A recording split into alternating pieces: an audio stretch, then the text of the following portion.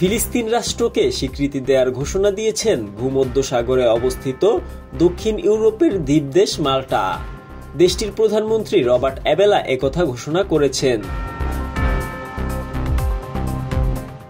তিনি বলেছেন, আগামী মাসেই ফিলিস্তিন রাষ্ট্রকে আনুষ্ঠানিকভাবে স্বীকৃতি দেবে তার দেশ। রোববার 25 মে রাতে এক প্রতিবেদনে এই তথ্য জানিয়েছেন বার্তা সংস্থা আনাদোলু। সংস্থাটি বলছে, মাল্টার প্রধানমন্ত্রী রবার্ট অ্যাবেলা ঘোষণা করেছেন তার দেশ আগামী মাসে আনুষ্ঠানিকভাবে ফিলিস্তিন রাষ্ট্রকে স্বীকৃতি দেবে।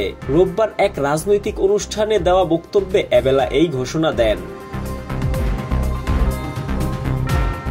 তিনি স্থানীয় ও আন্তর্জাতিক বিভিন্ন বিষয় নিয়ে কথা বলেন, যার মধ্যে সবচেয়ে বেশি গুরুত্ব দেন গাজায় চলমান মানবিক সংকটের উপর। মাল্টা টুডে পত্রিকার বরাতে জানা যায়, গাজায় ইসরায়েলের লাগাতার বোমাবর্ষণের প্রসঙ্গে প্রধানমন্ত্রী অ্যাবেলা বলেন, এই মানবিক ট্র্যাজেডির দিকে আমরা চোখ বন্ধ রাখতে পারি না, যা প্রতিদিন আরো ভয়াবহ হয়ে উঠেছে।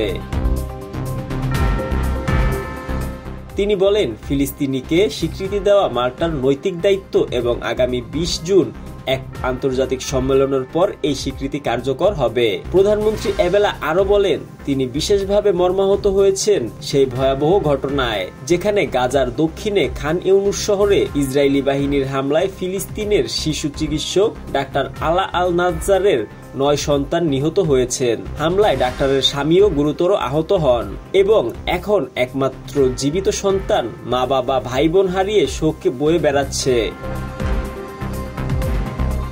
প্রধানমন্ত্রী অ্যাবেলা জানান, মাল্টা সরকার ডাক্তার আলা আল নাজ্জার ও তার পরিবারকে স্বাগত জানাতে প্রস্তুত।